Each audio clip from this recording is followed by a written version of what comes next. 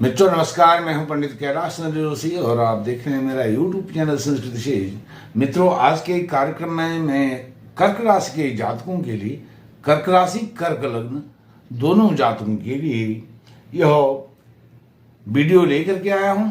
यह वीडियो है सूर्य नारायण भगवान के राशि परिवर्तन गोचर पर, अर्थात 14 मई 2024 को सूर्य नारायण भगवान मेष राशि से वृषभ राशि में गोचर करने वाले हैं, राशि परिवर्तन करने वाले हैं और वह 14 जून तक वृषभ राशि में कर्क लग्न और कर्क राशि के जातकों के एकादश भाव में पूरे 30 दिन तक रहने वाले हैं।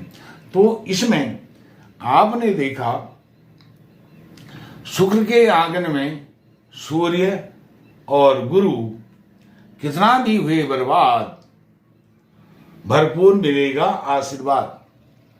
आप जितना भी संकट में रहे, पिछले पास्ट में, अतीत में निकले, जो गुजर गया समय, उसमें अब आपको भरपूर आशीर्वाद मिलने वाला है। वह आशीर्वाद कैसे मिलेगा, उसी पर यह वीडियो है। मित्रों, जैसे मैंने पहले बताया, यह कर्क लग्न कर्क राशि दोनों के अनुसार आप इसको देख सकते हैं, सुन सकते हैं।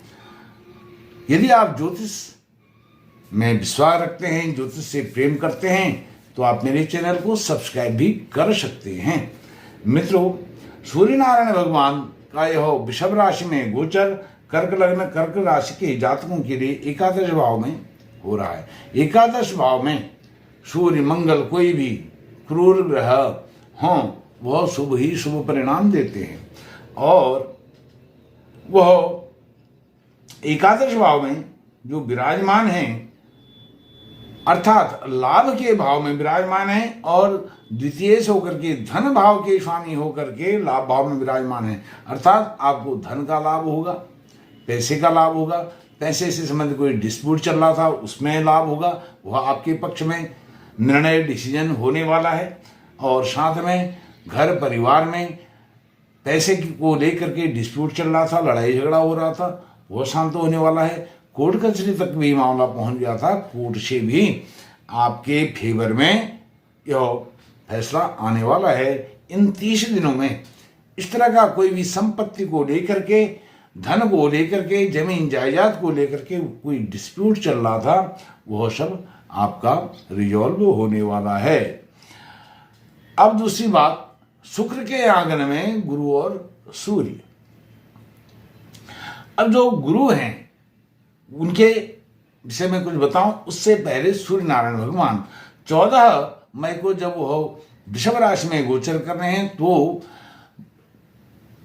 कृतिका नक्षत्र में ही वह रह करके वृषभ राशि में प्रवेश करेंगे। कृतिका नक्षत्र उनका अपना नक्षत्र है, कृतिका नक्षत्र अपना नक्षत्र है। उस कृतिका नक्षत्र में वह 24 मई तक रहेंगे, 10 दिन तक के लिए वहां पर रहेंगे। और अपने ही नक्षत्र में जब हैं तो वह और अधिक लाभ आपको देने वाले हैं। कृतिका सूर्य का नक्षत्र और सूर्य नारायण भगवान लाभ भाव में विराजमान हैं। एकादश भाव में उनकी स्थिति बहुत ही अच्छी आपके लिए शुभ परिणामों को देने वाले हैं। धन से संबंधित, आय से संबंधित, मित्रों से संबंधित, यह मित्र का भाव भी होता है, इससे मित्रों से संबंध भी अच्छे बनते हैं और साथ में यह लाभ, आय, उत्तम उपाधि का भी भाव है। अर्थात जो उपाय, जिन उपायों को करके, जो कोशिशों को करके आज तक आप लाभ नहीं पा पाए, आप इसके बाद 14 मई से 14 जून के बीच में थोड़ा सा भी प्रयास करेंगे किसी भी विषय में, किसी भी क्षेत्र में, तो आपको वह लाभ इसमें मिलने वाला है। अब 25 मई से 7 जून तक सूर्य नारायण भगवान मृगशिरा नक्षत्र में रहेंगे। मृगशिरा नक्षत्र मंगल का नक्षत्र है और मंगल जो है आपके पंचम भाव और दशम भाव से संबंध रखता है।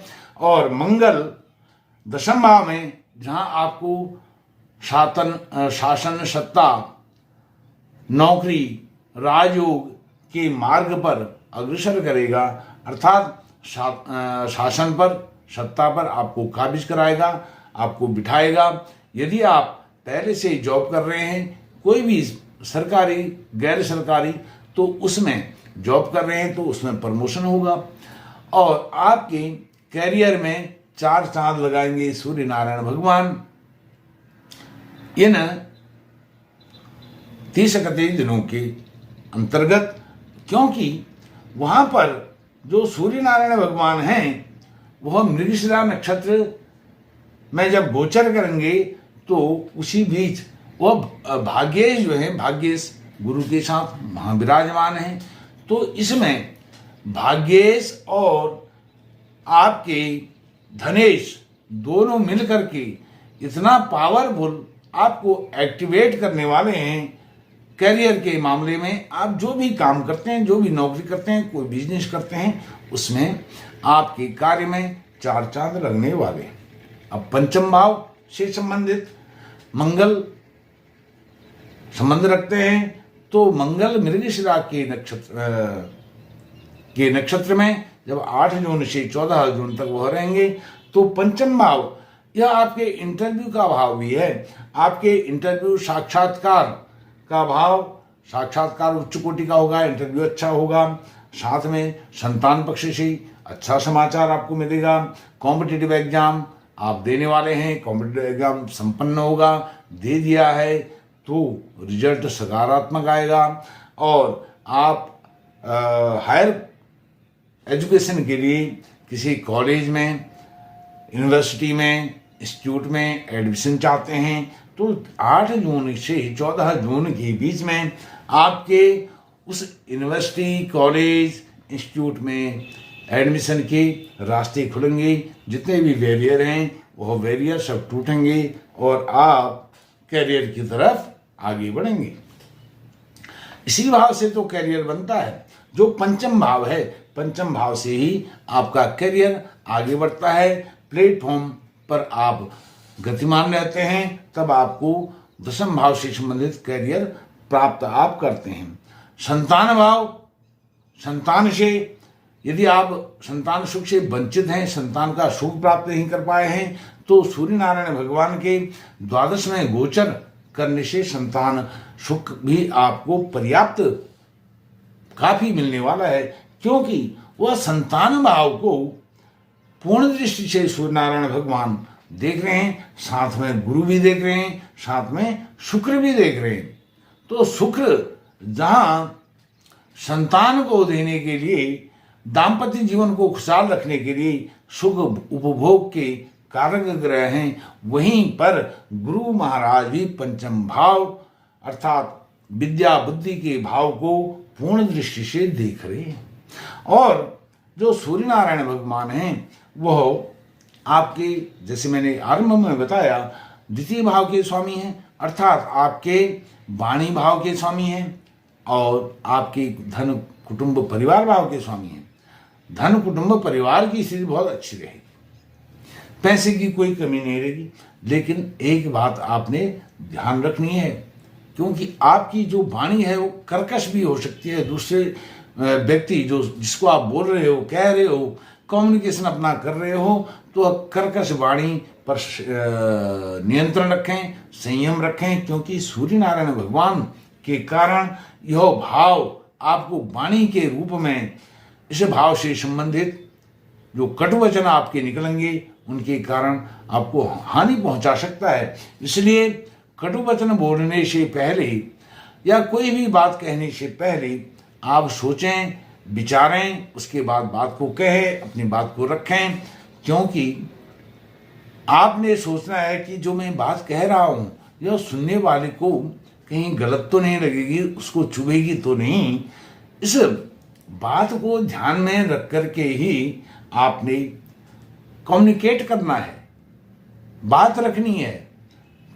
और यदि बाय द वे कभी भी आपके मुख से, जिह्वा से कुछ ऐसी वाणी, कर्कश वाणी, चुभने वाली वाणी निकल भी जाती है, तो अगला आदमी हर्ट होता है, तो उस आदमी से आप एपोलॉजी कर सकते हैं, माफी मांग सकते हैं, मुझे इन शब्दों के लिए माफ करें। तो इससे आपको बहुत बड़ा लाभ होगा कर्क राशि के जातकों को, क्योंकि इसमें लिखा है कितना भी हुए बर्बाद भरपूर मिलेगा आशीर्वाद। आशीर्वाद कैसे मिलेगा? क्योंकि बर्बाद कैसे हुए, पहले ये समझना पड़ेगा। बर्बाद इसलिए हुए क्योंकि जो कर्क राशि है शनि की ढैया से काफी समय से पीड़ित है। 29 मार्च 2025 तक ढैया के साये में कर्क राशि कर्क लग्न के जातकों को रहना पड़ेगा, क्योंकि कर्क लग्न भी उसमें आ जाता है।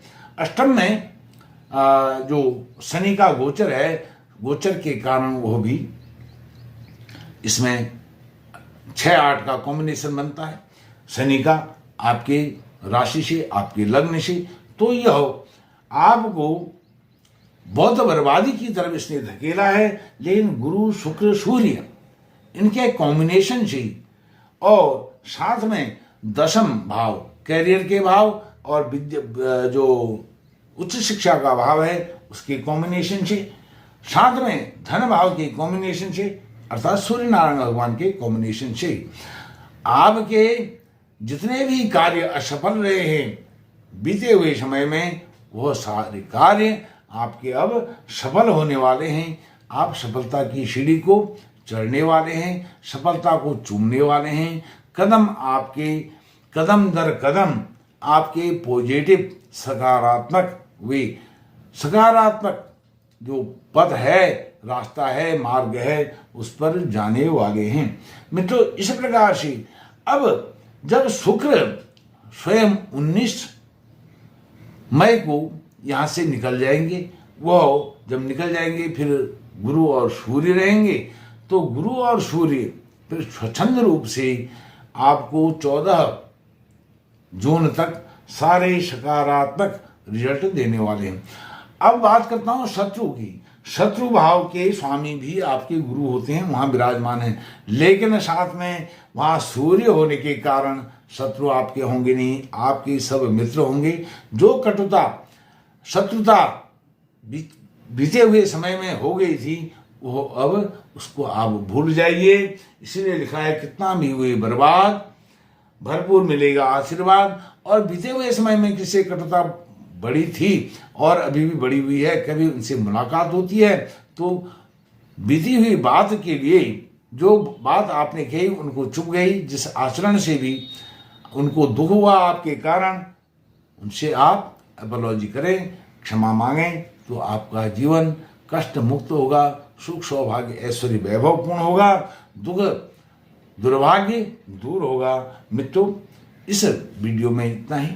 आपका कोटि कोटि धन्यवाद।